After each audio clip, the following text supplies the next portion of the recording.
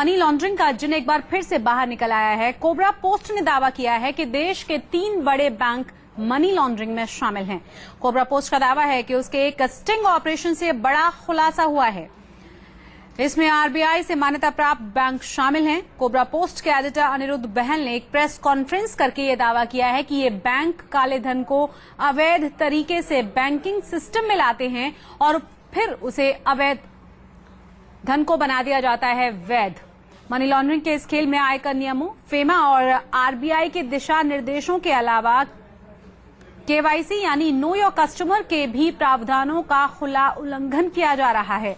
Cobra post का दावा यह है कि निजी क्षेत्र के ये बैंक बड़े सुनियोजित तरीके से ये अवैध काम कई सालों से कर रहे हैं। Into investments, they are helping clients to transfer black money abroad through NRE accounts, NRO accounts, and other telegraphically or through means other than regular banking channels. They are accepting huge sums of cash to invest it in their insurance products and gold. They are doing it even without the mandatory PAN or adhering to the KYC norms. They are splitting the money into tranches to facilitate that the client can go ahead and deposit the money without being detected. They are using Benami accounts to facilitate the conversion of black money. They are using accounts of other customers to channelize the black money into the system for a fee. They are getting demand drafts made for the client either from their own banks or from other banks to facilitate investment without it showing in the client's account. Some other things that they are doing is they are offering cash laundering services like the operation of lockers outside regular banking hours to ensure the secrecy of their customers' identities and to mask the nature of the transactions. They either use accounts of other customers for a fee to transfer money abroad or use some shell company and take away a chunk of foreign currency as expenses towards business come leisure trips. They would pamper you, offering you privileged banking or priority banking, pulling out all stops to make the deal happen. It took us many months to reach this stage, and we have hundreds of hours of video. And what you are going to see is going to shock you. And please remember that the reporter went to these bank branches across the country. You name a city and possibly he was there. Chennai, Bangalore, Hyderabad, Jaipur, Agra, Aligarh, Kolkata, Delhi, Faridabad, Mumbai. It's across the length and breadth of the country that this happened in dozens and dozens and dozens of branches. और इस खबर पर ज्यादा जानकारी के साथ हमारे वरिष्ठ सहयोगी राजेश सुंदरम जुड़ गए हैं। उनसे हम बात करेंगे। राजेश जी, बहुत ही सनसनीखेज और बहुत ही बड़ा खुलासा है ये। जी हाँ, खुलासा ये बहुत महत्वपूर्ण है, लेकिन इसमें जो स्टिंग ऑपरेशन हुआ है, एक चीज ये ध्यान देने की है कि सारे जो जूनियर लेवल बैंक ऑफिशियल्स की है, इसमें किसी बड़े बैंक अधिकारी का नाम फिलहाल नहीं दिख रहा है। इसमें जो जिस तरह से उन्होंने स्टिंग ऑपरेशन किया है कि देश भर में इन 3 निजी बैंकों के कई ब्रांचों में जो कोबरा पोस्ट के जो पत्रकार हैं वो गए, उन्होंने कहा कि उनके पास काला धन है जो उनको बैंकिंग चैनल के थ्रू लॉन्डर करना है। तो वहां पर उन्हें कई स्कीम्स बताए गए जिसके जरिए वो जो बेनामी हो या किसी और का अकाउंट यूज करके, और जो केवाईसी नो योर क्लाइंट के जो प्रोविजंस होते हैं जिसमें कि काफी जो डिटेल्स होती हैं क्लाइंट की वो डिस्क्लोज करना पड़ता है, उसके बिना पैन कार्ड के बिना ये ट्रांजैक्शंस हुई हैं। जो बड़े सम्स होते हैं पैसे के उनको रोकने के लिए कई प्रावधान है। तो उस चीज को डॉज करने के लिए छोटे छोटे सम्स में बड़े ब्लैक मनी के सम्स को तोड़ा गया और उनको छोटे छोटे अकाउंट्स में डाला गया ताकि जो डिटेक्शन है उसे बच सकें। तो पूरी तरह से ये जरूर इसमें पता चल पा रहा है कि जो जूनियर लेवल स्टाफ है इस बैंक का, जिनके ऊपर जिनको इंसेंटिव्स भी मिलती हैं इस तरह की अपनी डिपॉजिट्स बढ़ाने में, उन लोगों का इसमें पूरी तरह से देखा जा सकता है। अगर इसकी बात सवाल ये है कि ऐसा तो हो ही नहीं सकता कि जूनियर स्टाफ के लोग ही इस तरह के पूरे काले धन को इन्वेस्ट करवा दें। कहीं ना कहीं उन्हें उनके जो तमाम बड़े अधिकारी हैं उनको भी जरूर जानकारी होगी। मिलीभगत जरूर रही होगी, क्योंकि कई बार देखा यह जाता है कि तमाम तरह की बातें सीनियर से पूछी जाती हैं, उसके बाद किसी भी तरह की मनी को इन्वेस्ट करने की बात कही जाती है जूनियर्स की तरफ से। जी हाँ, जो जहां तक बैंकिंग लॉज है, जो बैंकिंग की प्रावधान है, केवाईसी नॉर्म्स हैं, आरबीआई की गाइडलाइंस हैं, वो बहुत ही सख्त हैं और वो अपनी जगह पर हैं, लेकिन इनका जो सुपरविजन है, जो एक ओवरसाइट है, वो इसमें लगता है कहीं ना कहीं इस पे चूक हुई है। क्योंकि अगर सीधी तरह से क्लाइंट से कहा जाता है कि आपके पास ब्लैक का पैसा है, व्हाइट का वो कहते हैं ब्लैक का पैसा है, फिर उनको गाइडेंस दी जाती है किस तरह से आप प्लेस कर सकते हैं, तो यहां पर पूरी तरह से एक जो सुपरविजन है वो कहीं ना कहीं उस पर लग रहा है कि नहीं हो रही है। दूसरी बात यह है कि जो फेमा है, जो मनी लॉन्ड्रिंग बिल है, मनी लॉन्ड्रिंग एक्ट है, और जो आरबीआई के प्रावधान है, केवाईसी कानून है, सबका ही पूरी तरह से उल्लंघन हुआ है। और कई सवाल ऐसे हैं जो इन बैंक्स को अभी उनका जवाब देना पड़ेगा। कुछ बैंक्स हैं, उन्होंने इसको सिरे से खारिज किया है, कहा है कि इस तरह की कोई चीज उनके बैंक्स में नहीं हो रही है। उन्होंने कुछ ने ये कहा है कि वो एक इंटरनल कमिटी सेटअप करेंगे जिससे इन्वेस्टिगेट होगा। तो अब आरबीआई को इस चीज के अंदर देखना पड़ेगा, इन्वेस्टिगेट करना पड़ेगा।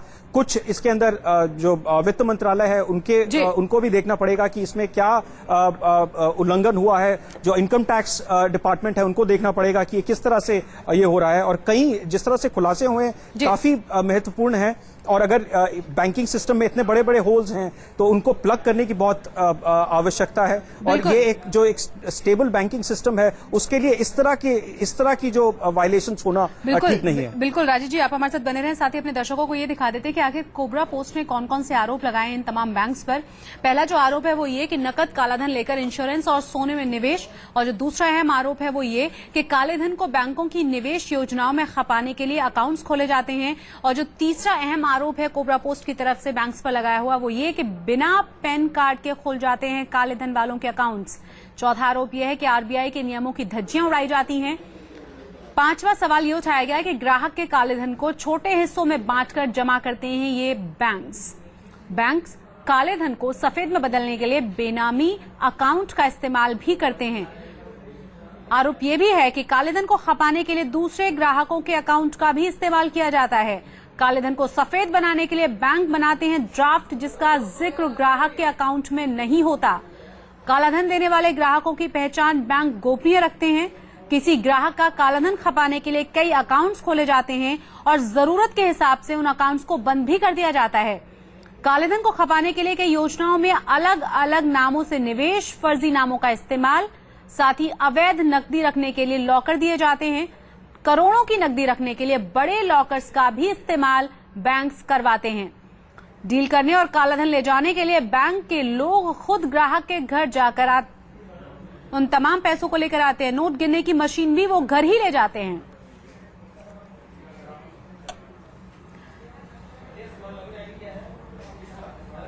राजेश जी, आरोप बहुत ज्यादा बड़े हैं, क्या इसके बाद बैंक्स की तरफ से कोई प्रतिक्रिया आई है अभी तक? अभी तक एक बैंक ने प्रतिक्रिया दिया है। उन्होंने कहा है कि पूरी तरह से उन्होंने खंडन किया, लेकिन उन्होंने ये भी बात कही है कि एक इंटरनल कमिटी वो सेटअप करेंगे इस चीज को देखने के लिए। लेकिन इससे ज्यादा मेरे ख्याल से आरबीआई की जो ओवरसाइट है, इन बैंक्स के अंदर जो इंटरनल प्रोसेसेस हैं उनके अंदर भी एक ओवरसाइट की कमी नजर आती है, एक सुपरविजन की जो कमी है वो नजर आ रही है। और इसके अलावा जो बाकी डिपार्टमेंट्स है, जैसे इनकम टैक्स डिपार्टमेंट है, ईडी है, उन सबको भी मेरे को लगता है इसके अंदर जांच करनी पड़ेगी, तभी इसका जो पूरा सत्य वो बाहर आएगा। जिस तरह के आरोप लगे हैं कि जो फॉरेन करेंसी अकाउंट्स है उनका जो मैनिपुलेशन हुआ है इस काले धन को बाहर ले जाने में, उसमें कई बहुत सारी एजेंसीज, बहुत सारे विभागों का, आरबीआई, वित्त मंत्रालय, इन सभी का इसके अंदर जब तक पूरी तरह से इन्वेस्टिगेशन नहीं होता, पूरी जो बिग पिक्चर है वो पता कर पाना मुश्किल है। लेकिन फिलहाल जो उभर के आ रहा है, जो टेलीविजन स्क्रीन पे दिख रहा है कोबरा पोस्ट द्वारा, उसमें जो उनके जो छोटे लेवल के जो एम्प्लॉइज हैं, जो जिनके टारगेट्स सेट होते हैं डिपॉजिट्स लाने के लिए या बैंक में बिजनेस लाने के लिए, उन लोगों की इसमें तस्वीरें आई हैं, उन लोगों का स्टिंग ऑपरेशन हुआ है। और अभी तक ये तो जाहिर है कि इसमें ओवरसाइट और सुपरविजन की कमी है, लेकिन डायरेक्टली कोई सीनियर ऑफिसर इसमें इन्वॉल्व है, उस तरह का कोई साक्ष्य प्रमाण इस स्टिंग ऑपरेशन से फिलहाल जो जितना अभी तक पता चला है नहीं आया है। बिल्कुल राजेश जी, लेकिन इतना भी साफ हो जाता है कि जिस तरीके से जानकारी दी गई है कोबरा पोस्ट के जरिए, कहा यह गया है कि पैसे गिनने के लिए मशीन्स घर ले जाई जाती हैं, घर से पैसा उठाया जाता है, किसी और के अकाउंट का इस्तेमाल किया जाता है। ऐसा शायद मुमकिन नहीं है कि जूनियर लेवल के जो लोग हैं वही इस पूरे काम को कर लें बिना किसी बड़े अधिकारी के निगाह में रखे हुए। सवाल आपसे यह है कि इसके बाद आरबीआई किस तरह के कदम उठा सकता है इन बैंक्स के खिलाफ, अगर ये तमाम जो आरोप लगाए गए हैं कोबरा पोस्ट की तरफ से ये सच साबित हो जाते हैं तो? आरबीआई को मेरे ख्याल से उन्होंने जो इसके अंदर नॉर्म्स रखी हुई हैं वो बहुत ही स्ट्रिक्ट नॉर्म्स हैं, ताकि उससे ये अगर बैंक्स उनको पूरी तरह से कड़ी तरीके से उनका पालन करें तो ये लगभग असंभव है कि कोई भी जिसके पास पैन कार्ड नहीं है, जिसके पास कोई वैध सोर्स नहीं है इनकम का, वो अपने अकाउंट्स खोल सके। लेकिन इस तरह से जो वो प्रावधान है उनका अगर उल्लंघन हुआ है, उसी की वजह से जो अवैध धन है वो बैंकिंग सिस्टम के थ्रू आ रहा है। तो जो प्रावधान आरबीआई ने जो कड़े प्रावधान रखे थे उनका उल्लंघन हुआ है, तो ये एक उनके लिए इन्वेस्टिगेशन का विषय है। इसके अलावा कोबरा पोस्ट ने भी कहा है कि अगर जो सरकारी विभाग या एजेंसी इसका इन्वेस्टिगेट करना चाहती है तो जो साक्ष्य उनके पास हैं वो उन्हें देने को तैयार हैं। तो पूरे सीधी तरह से जो प्रावधान रखे गए थे कि इनकम टैक्स के कानूनों का उल्लंघन ना हो, ब्लैक मनी बैंकिंग सिस्टम में ना आए, कैश के बड़े बड़े डिपॉजिट्स ना हो, यानी हम कह सकते हैं उन नियमों की खुलेआम धज्जियां उड़ाई जा रही हैं। आप हमारे साथ बने रहें। साथ ही आपको बता दें ये भी कि बीजेपी ने इस कोबरा पोस्ट के खुलासे को संसद में उठाने की बात कही है। बीजेपी नेता मुख्तार अब्बास नकवी ने कहा है कि वित्त मंत्री से इस खुलासे पर जवाब मांगेगी बीजेपी। मनी लॉन्ड्रिंग में अगर बैंक खुद सीधे तौर से शामिल है और बैंक मनी लॉन्ड्रिंग को संरक्षण दे रहे हैं, प्रश्रय दे रहे हैं और मनी लॉन्ड्रिंग के हिस्सेदार हैं, तो अपने आप में ये गंभीर मुद्दा है। और इसीलिए मैंने कहा कि फाइनेंस मिनिस्टर को और प्राइम मिनिस्टर को इस बारे में बहुत स्पष्ट तरीके से देश को बताना होगा कि इतने बड़े काले धन के कारोबार में खुद बैंक अगर उसमें शामिल है तो क्यों शामिल है, कैसे शामिल है और सरकार की जानकारी में है कि नहीं है, इसके बारे में निश्चित तौर से संसद में भी ये बात जवाबदेही सरकार की बनेगी। कोबरा पोस्ट के आरोपों को आईसीआईसीआई बैंक ने गंभीरता से लिया है। बैंक ने आपको बता दें कि इस मामले की जांच के लिए हाई लेवल कमेटी भी बना दी है। इस कमेटी को आरोपों की जांच के लिए 2 हफ्ते का समय दिया गया है। 2 हफ्ते में इस कमेटी को अपनी रिपोर्ट सौंपनी है, जिससे कि साफ हो जाए कि क्या मनी लॉन्ड्रिंग को बढ़ावा दिया जा रहा है आईसीआईसीआई बैंक में। हमारे साथ हमारे वरिष्ठ सहयोगी राजेश जी लगातार बने हुए। राजेश जी का एक बार फिर से रुख करेंगे। सवाल यह है कि प्रॉफिट ज्यादा कमाने के लिए, टारगेट्स को पूरा करने के लिए अगर इस तरह की तमाम गतिविधियां बैंक्स में हो रही हैं जो कि खुला उल्लंघन है आरबीआई के नियमों का, तो क्या इसकी भनक आरबीआई को तनिक भी नहीं होगी? या जो तमाम बड़े अधिकारियों की बात कही जा रही है उनको बिल्कुल भी क्या इस बारे में जानकारी नहीं होगी, क्योंकि यहां करोड़ों की बात सामने आ रही है? देखिए, ये जो नॉर्म्स बनाए गए हैं कई साल पहले अगर आप देखते हैं तो जो इंडिया में जो बैंकिंग सिस्टम था उसमें बहुत आसान था कि बड़े बड़े जो कैश के सम्स आप जाके डिपॉजिट कर सकते थे और वो जो टैक्स का जो नेटवर्क था उसके साथ लिंक नहीं था। अब पिछले कुछ सालों में ये हुआ है कि एक जो टैक्स इन्फॉर्मेशन नेटवर्क है उससे पूरी तरह से बढ़ाया गया है और बैंकिंग सिस्टम के अंदर अगर कैश डिपॉजिट्स बहुत ज्यादा बड़े कोई करता था तो उसकी जो सूचना थी कर विभाग के पास चली जाती थी। तो कई प्रावधान जो इनकम टैक्स डिपार्टमेंट, वित्त मंत्रालय और आरबीआई ने किए थे कि जो बैंकिंग सिस्टम है उसको काले धन से एकदम अलग रखा जाए, उसको इंसुलेट किया जाए और उसके लिए कई प्रावधान बनाए गए थे और बैंकों के ऊपर एक बहुत बड़ी जिम्मेदारी थी उसको एनफोर्स करने की। जैसे कि ये नो योर कस्टमर रिक्वायरमेंट था, उसमें यह तक कहा जाता था बैंकों को कि आप वो एड्रेस जो कस्टमर देते हैं उसको वेरीफाई उनके घर पे जाके कीजिए, उनके जो पैन कार्ड है उसको वेरीफाई कीजिए, उनसे एड्रेस प्रूफ लीजिए, उनसे उनकी जो इनकम प्रूफ लीजिए, उसके बाद बैंक अकाउंट खोलिए, ताकि अगर उनको जो उनके आयकर में वो जो रिटर्न्स फाइल करते हैं और जो बैंक में डिपॉजिट आता है उसमें कोई डिस्क्रिपेंसी होती है तो उनको सरकार नोटिस भेज सके। इसीलिए ये केवाईसी बहुत इंपॉर्टेंट था। लेकिन इसमें अगर कोई कर ही नहीं दे रहा और केवाईसी के बिना अकाउंट खोल रहा है तो जो सेफगार्ड्स रखे गए थे इसके लिए, उन सेफगार्ड्स का उल्लंघन है और सीधी तरह से जो बैंकिंग सिस्टम है वो एक्सपोज हो जाता है। बिल्कुल, और कई तरह के उल्लंघन की बात इसमें सामने आई है, क्योंकि पैन कार्ड के बिना भी यहाँ अकाउंट्स खोलने की बात कही जा रही है। अकाउंट किसका खोला गया इसके बारे में शायद उसे जानकारी न हो, अकाउंट खोल भी दिया जाता है बिना मर्जी के, उसे बंद भी कर दिया जाता है। बैंक लॉकर्स की जो बात कही जा रही है वो बड़े लॉकर्स ज्यादा पैसे रखने के लिए मुहैया कराए जा रहे हैं। तो कई तरह के अहम सवाल तो जरूर उठ रहे हैं। अब देखते हैं कि क्या सरकार की तरफ से कदम उठाया जाता है, क्योंकि बीजेपी ने कहा है कि इस मुद्दे को वो उठाने वाली है संसद में आज। बहुत बहुत शुक्रिया इस तमाम जानकारी के लिए और हमारे साथ जुड़ने के लिए राजेश जी आपका।